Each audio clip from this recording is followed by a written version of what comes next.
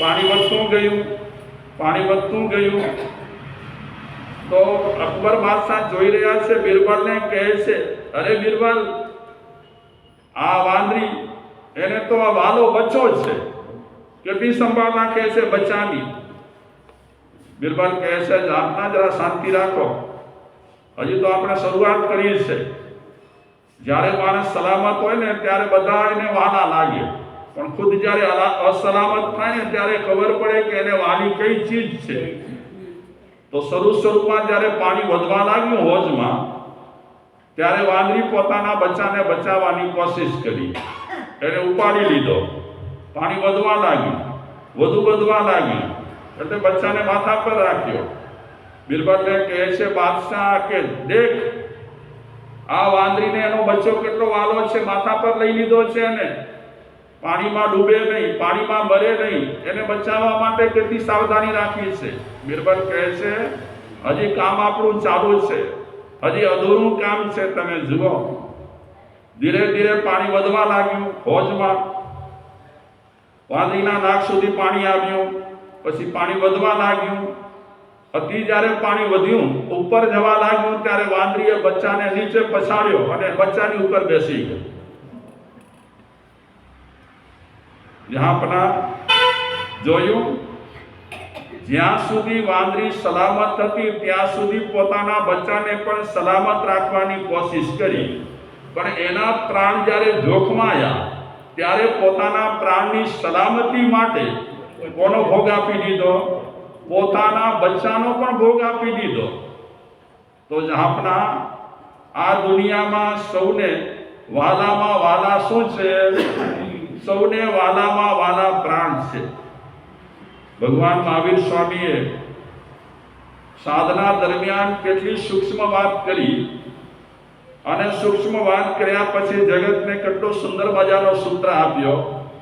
જ્ઞાનાનો ગ્રંથમાં શું કીધું કે માણસ મરવા માટે જો પ્રાણ ત્યાગવા માટે તૈયાર થતો હોય તો એ માણસને આ બધું આપવામાં આવે તો પણ માણસ પોતાના પ્રાણ ત્યાગવા માટે તૈયાર થતો નથી. કારણ કે માણસને મિલકત કરતા પણ, માણસને ગરવખડી કરતા પણ વહાલામાં વાલી ચીજ હોય તો કઈ છે?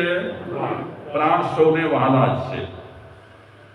સવે જીવાવી ઈચ્છંતી, ભગવાન મહાવીર કહે છે સવે જીવાવી ઈચ્છંતી, બધા જીવો જીવવા માટે ઈચ્છે છે, કોઈને પણ મરવાની ઈચ્છા નથી. આપણી ઉંમર 100 વર્ષની થઈ જાય ને તો પણ માતાજી જીવવાની ઈચ્છા હોય કે ન હોય? હોય ને. દરેક માણસને, હું 100 વર્ષનો થઈ જાઉં તો પણ મને એમ થાય કે હજી જીવું, કોઈને પણ મરવાની ઈચ્છા નથી. વ્યવસ્થા ન મળતી હોય, ખાવાનું ન મળતું હોય, તે છતાં પણ માણસને જીવવાનું મન થાય. તો જ્યારે માણસના પ્રાણ જોખમાતા હોય છે ત્યારે માણસને મિલકત પર બહુ મોહબત નથી રહેતી. એક દ્રષ્ટાંત આવે છે કે એક માણસ પકડાયો, તો એવું કામ કર્યું હશે, એવો ગુનો કર્યો હશે, પકડી કરી અને રાજા સામે હાજર કરવામાં આવ્યો, અને રાજાએ ફાંસી જાહેર કરી કે અમુક દિવસે આ માણસને ફાંસી આપી દેવાની. રાણીઓ ત્યારે હાજર હતી. એ રાણીઓ રાજાને કહે છે, મહારાજા, માણસે ગુનો કર્યો છે અને આપણા રાજ્યના નિયમ પ્રમાણે તમે એમને ફાંસીની સજા જાહેર કરી લીધી, પણ એક અમારી વિનંતી, મરે એનાથી પહેલા એ માણસની થોડીક સંભાળ રાખવી છે અમારે. મહારાજા કે રાખી શકો છો. તો રાજાની જે રાણીઓ હતી એમાંથી એક રાણી જેને ફાંસીની સજા આપવાની છે એ માણસને વિનંતી કરી કે તમે મારા મહેલમાં આવજો, એક ટંકનું તમને ભોજન હું ખવડાવીશ. એ ભાઈ એ રાણીના ઘરે ગયા. માણસ મરવાનો છે એટલે રાણીએ વિચાર્યું કે સારામાં સારું ભોજન એને આપવું, પણ જમ્યું હશે ટેસ્ટી, કારણ કે ટૂંક સમયમાં એને ફાંસીની સજા મળવાની હતી. તો એના મનમાં શું હોય? ભાગ્યશાળીઓ આપણને બધાને આ જિંદગી જ્યાં સુધી જીવીશું ત્યાં સુધી મરવાના વિચારો કેટલી વખત આવતા હશે? આવે કે ના આવે? મરવાના વિચારો આવે કે ના આવે? માની લો કે આપણા શરીરમાં કાંઈ તકલીફ થઈ, કાંઈક બીમારી આવી, તો પહેલા વિચાર શેના આવશે? શેના આવશે? હા, મોટો ગુમડો થયો આપણને, પહેલા વિચાર શેના આવશે? કેન્સર તો નથી ને? એટલે આ જિંદગી જીવતા જીવતા આપણને મરવાના વિચારો અનેક વખત આવ્યા હોય છે. નહીં આવ્યા હોય વિક્રમભાઈ? શા માટે? આપણને બધાને જીવવાનું મન છે, મરવાનું મન નથી. એવી કોઈક બીમારી આવી અને આપણે ડોક્ટર સાહેબ પાસે જઈએ તો ચેકઅપ કરાવ્યા પછી ડોક્ટર સાહેબને પૂછીએ કે એટલું તો નથી ને કાંઈ, જોખમ જેવું? ત્યારે જે સમય આપણે પૂછતા હોઈએ જોખમ જેવું નથી ને, તે સમય આપણા મનમાં શું હોય?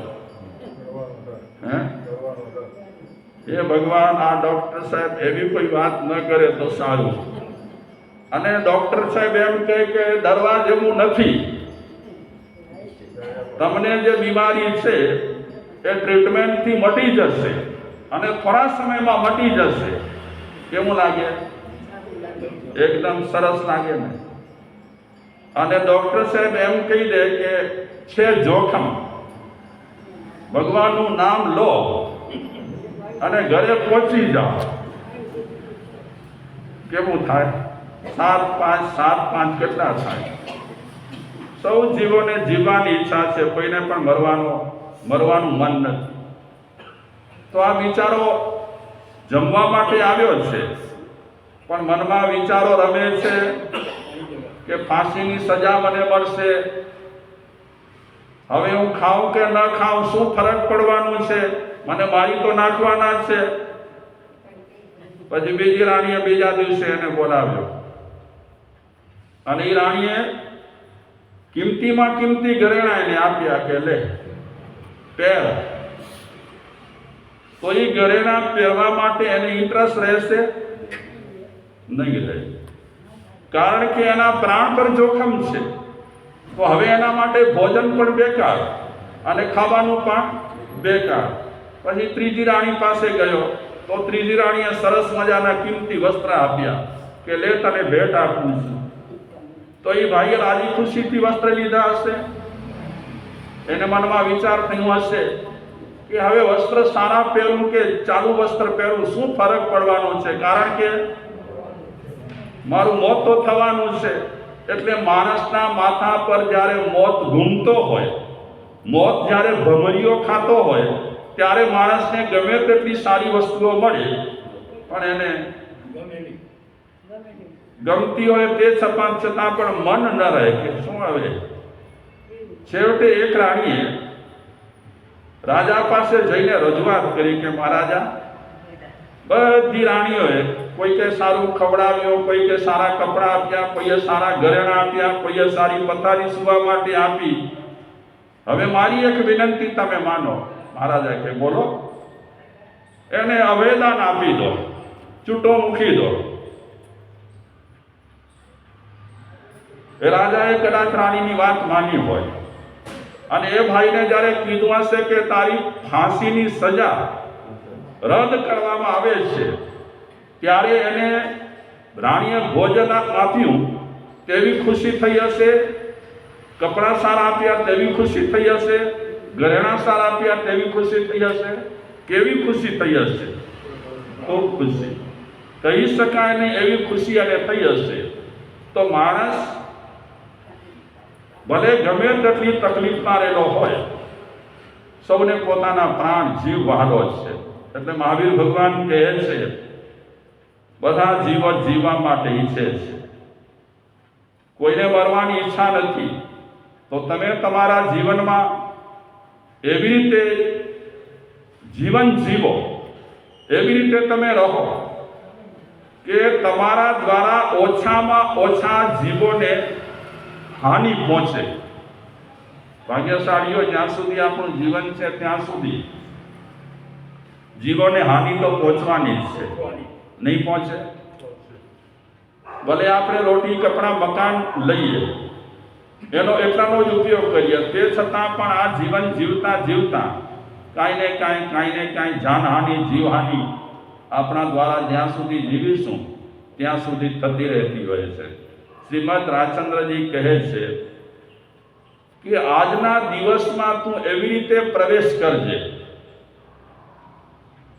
જોતા ઝેર છે, ડગલે અને પગલે પાપ છે, એમ સમજી કરી અને આજના દિવસમાં તું પ્રવેશ કરીને સાવધાન રહેજે. જીવન આપણું આવું જ છે,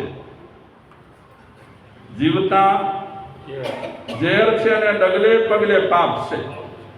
તે છતાં પણ મહાવીર ભગવાને જીવોની રક્ષા કરવા માટે એક શબ્દ આપ્યો, જયણા. જયમ ચરે, જયમ ચીઠે, જયમ માસે, જયમ સયે, જયમ ભોજનતો ભાષંતો, પાવકમ્મમ ન બંધઈ. શિષ્યએ ગુરુજીને પ્રશ્ન કર્યો, ભગવાને જિજ્ઞાસુએ પ્રશ્ન કર્યો કે હે ભગવાન, કહમ ચરે, કહમ ચીઠે, કહમ માસે, કહમ સયે, કહમ ભોજનતો ભાષંતો, પાવકમ્મમ ન બંધઈ. ભગવાને પ્રશ્ન કર્યો કે કેમ ચાલવું, કેમ સૂવું, કેમ ખાવું, કેમ જીવવું, કેમ બેસવું કે જેનાથી પાપ કર્મ બંધાય નહીં. તો ભગવાને આ જવાબ આપ્યો, જયમ ચરે, કઈ રીતે ચાલવાનું? જતનાથી ચાલો, જોઈને ચાલો. સાધુને તો કીધું જ છે કે લાંબે લાંબે નજર નાખવી નહીં, એમ કીધું છે. અમે પાડીએ ન પાડીએ બીજા નંબરની વાત છે, પણ મર્યાદા કેટલી બતાવી છે સાધુને નજર નાખવાની?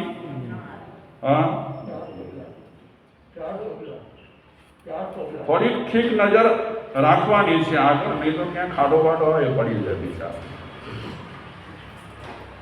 આમ તો એક નિયમ એવો પણ રહેલો છે સાધુ સંતો માટે કે રસ્તામાં હાલતા ચાલતા બોલવું નહીં. આમ નિયમ છે, પાળતા નથી અમે, તો પાડે છે એમને આપણે ધન્યવાદ દઈએ. કહમ ચરે, કેમ ચાલવાનું? આમ જોઈને આપણે ચાલીએ તો ઘણા ફાયદા છે, નહીં? જોયા વગર આપણે એકદમ ચાલતા રહીએ તો ક્યારેક ચૂકી જઈએ. અને આજે ખાડા બાડા બહુ હોય, જરા આડાવડા જોઈ નજર કરી અને ક્યાં ખાડામાં પગ પડ્યો તો ફ્રેક્ચર થયા વગર રહે નહીં. કારણ કે હવે આપણા શરીર એટલા મજબૂત નથી, લોખંડી નથી. ભલે ચણા ખાતા હોઈએ પણ એટલા ઘોડા જેવું આપણું શરીર નથી. જરાવાર જરાક ખાઈને તરત જ ફ્રેક્ચર પડી જાય. એટલે આ જોવાની જે વાત કરી કે તમે જતનાથી આગળ ચાલો, ત્યારે જોતા રહો. ઘણા ફાયદા છે. નીચે જોઈને ચાલતા એ કંઈક કૂવો છે, બેચાર ભાઈ.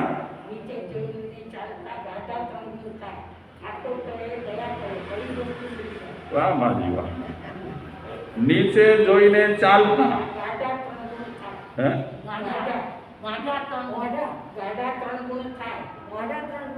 ગાડા ત્રણ દોષ થાય, જાય, કાંટો ટળે, દયા પડે,